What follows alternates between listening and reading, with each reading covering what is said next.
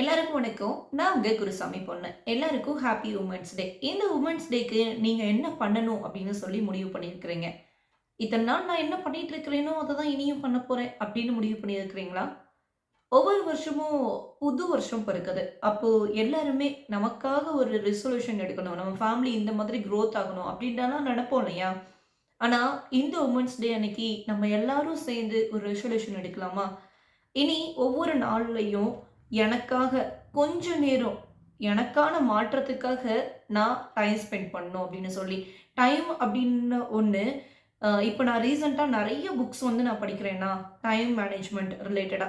எதுக்காக அப்படின்றதையும் சொல்லிர்றேன். அறையில இது சம்மந்தமா நான் வந்து நெறைய கன்டென்ட் வந்து குடுத்துட்டுருக்கிறேன்.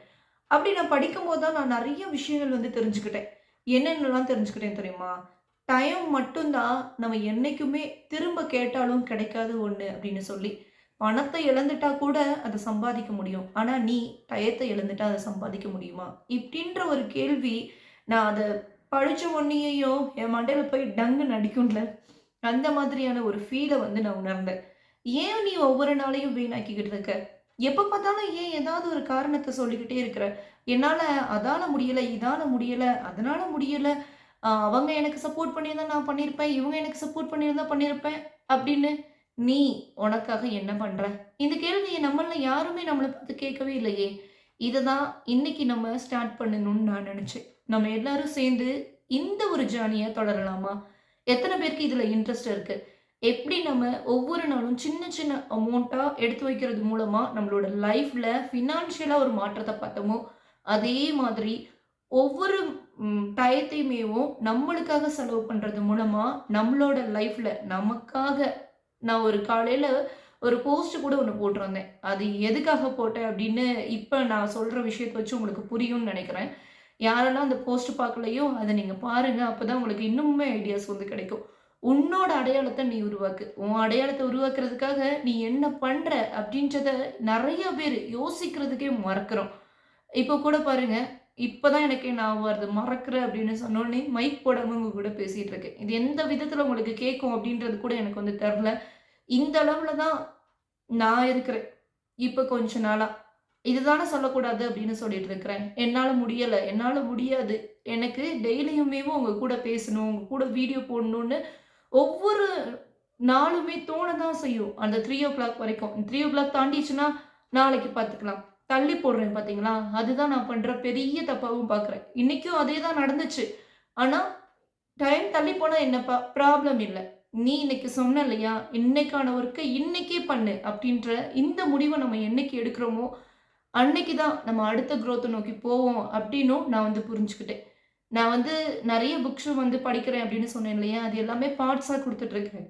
டெய்லியுமே உங்களுக்கு பார்ட்ஸோட லிங்க் என்னோட வீடியோக்கு கீழ ஷேர் பண்றேன். நீங்க கேளுங்க. ஒவ்வொரு வேலை நீங்க பார்ப்பீங்க இல்லையா? அந்த வேலைக்கு இடையில இத கொஞ்சம் கொஞ்சம் கேளுங்க. உங்களுக்கு ரொம்ப மோட்டிவேஷனா இருக்கும் அப்படின்னு நான் வந்து சொல்லுவேன்.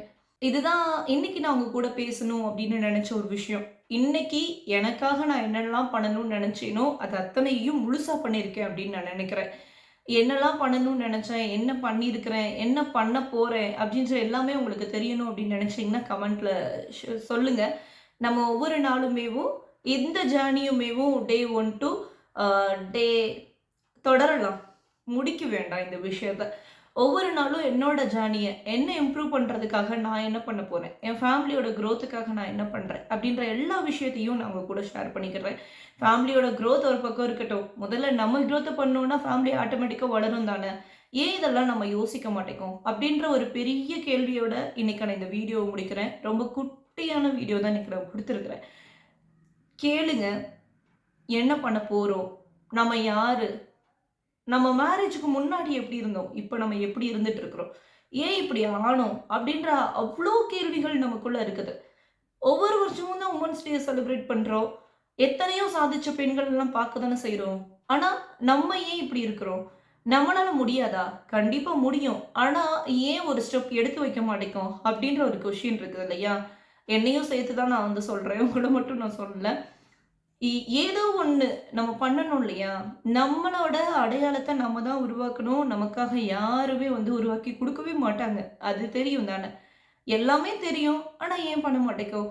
ஏன், ஏன், ஏன்? எதுக்கு, எதுக்கு, எதுக்கு? இப்படின்ற அவ்ளோ கேள்விகள் எனக்குள்ள வந்து ஓடிக்கிட்டே இருக்கு. இதுவே என்ன வந்து ரொம்ப டிப்ரஷன் ஆக்கும் சில நேரம் வந்து.